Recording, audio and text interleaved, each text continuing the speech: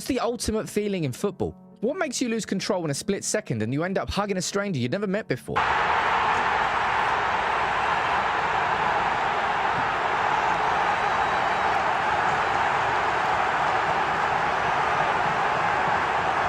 Last minute winners. You scored in the last minute at injury time. Remember the dressing room?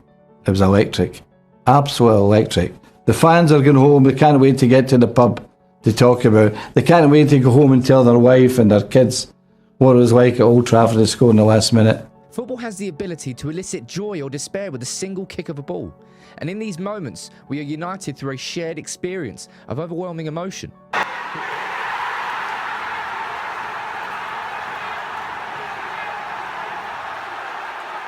But what is it that makes us lose control so much in these moments? After all, it's just a game, right? A last-minute winner is more than just a goal. Football is an escape from regular life, and often life can feel routine, like it's been plotted out, like it's planned. A last-minute winner is a lot like a twist in a good film. We've all heard the commentators say you couldn't write it, and you couldn't. People would complain it was cheesy, it was unrealistic, and that is why these moments are so special. They contradict our expectations. The script is thrown out at the last minute. We are overcome with a feeling of elation that transcends everything and unites us with other fans. And we revel in the glorious impossibility of it all. But is it really worth it? In football, as in life, the highs wouldn't feel so high without the lows. Underdog wins, coming back from behind, redemption stories. They all show this to be true. Would we still talk about Ruud van Nistelrooy scoring a penalty against Arsenal 20 years later if he hadn't missed one so dramatically a year before?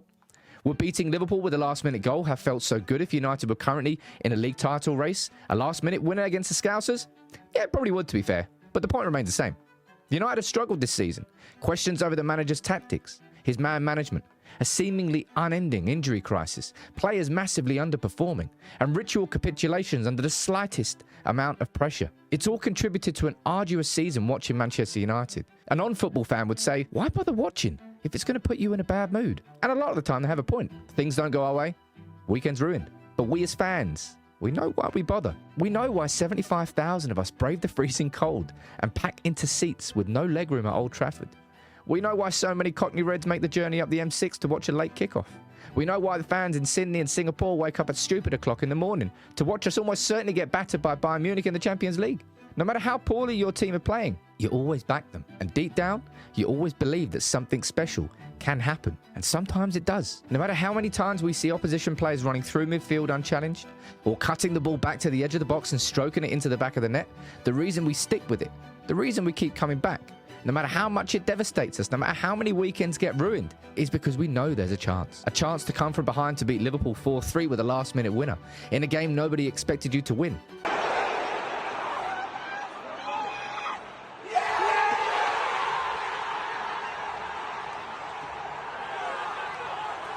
A chance to experience tidal waves of joy. He has Ahmad to his left. He finds Ahmad. It's Ahmad Diallo for United.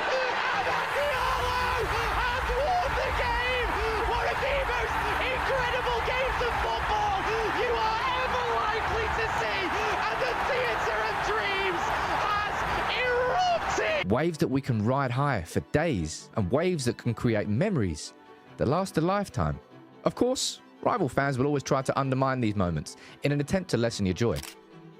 But it's a futile endeavour. No amount of context applied after the fact can ever take away from that moment. These moments trump everything. They put everything else in the shade. We as United fans still talk 10 years later about Patrice Evra's rocket against Bayern Munich, about how terrible that season had been under Moyes until that point, and how that single strike of a ball caused such an outpouring of joy. A feeling that lasted all of 23 seconds before Mario Mandzukic went down the other end and scored. But we still talk about it 10 years later? That shows that those moments get remembered. People may say you'll just lose to City in the final anyway as a way of trying to make themselves feel better, as if that takes away the joy of that victory, of that moment. But it doesn't. We know that's not the case. A lot of United fans will tell you that coming back to beat Paris away under Solskjaer is one of the best moments they've experienced as a fan. And as somebody who was in Paris, in a pub, with hundreds of Reds, watching that game and that moment, I can tell you that's true. It embodied everything United are about as a club and everything Ollie was about as a player. It's a night that can make you smile just thinking about it. We got hammered 4-0 over 2 legs by Barcelona in the next round. I don't feel any differently about that night in Paris because of that. Remember the famous 4-3 against City at Old Trafford? Listen to the whole crowd shout yes in anticipation as Michael Owen pokes the ball past Shea Given. Incredible, right? Place one for Michael Owen! Oh, this is incredible! United finished second in the league that season. Do you feel different about that moment now? No, you don't. If United lose to City in the FA Cup final, it will hurt. But it won't lessen the memories we all have from that Liverpool game. If that were true, nobody would ever be able to enjoy anything. Every explosion of joy would be tempered with the knowledge that at some point, the other shoe will inevitably come crashing down. Great celebrations on the right. And look, Roy making sure that the tea doesn't go everywhere.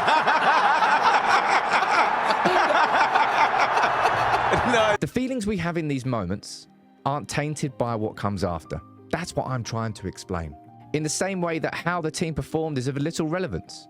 It doesn't matter the way in which we got the win, not being sustainable. If Bruno was playing centre-back, if Anthony was playing left-back, what matters is the players went for it. You've been a kind captain there, giving everybody a bit of praise, so I'm going to give some to you. I appreciate that. You get me there a little bit emotional because obviously, you know, is there good moments and bad moments, but I'm always there for them. We threw the kitchen sink, to coin a Fergie phrase. They fed off the feral energy of the fans. They sprinted those extra 5 yards. They took that risk. They earned that luck. And they got their reward. What matters is the result and the moment shared between fans and the players. Can you honestly say you remember anything about the FA Cup final win over Crystal Palace? Other than Pardew dancing and Lingard's winner? Nobody cares what goes before.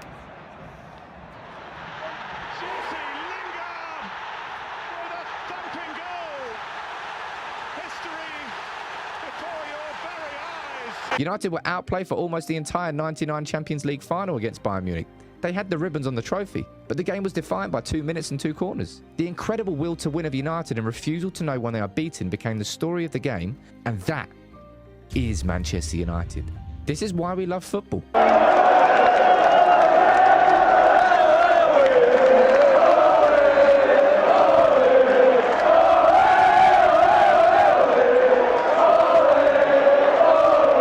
It doesn't matter how many times our club lets us down. We know what is possible. A mistake, a clever set piece, a sweetly struck screamer from 30 yards, or a scuffed finish into the bottom corner. We know that at all times, we're only ever moments away from paradise. If you could bottle that feeling of a last-minute winner and sell it, you become a millionaire overnight. That there is the single best feeling that exists in football. That ends up with you 3 rows down, hugging a stranger. You have no idea. Where's your phone? Where's your wallet? You don't care. You're just in the moment. And you'll always remember those moments, no matter what comes before and no matter what comes after. And truth be told, there's nothing on earth like being a Red.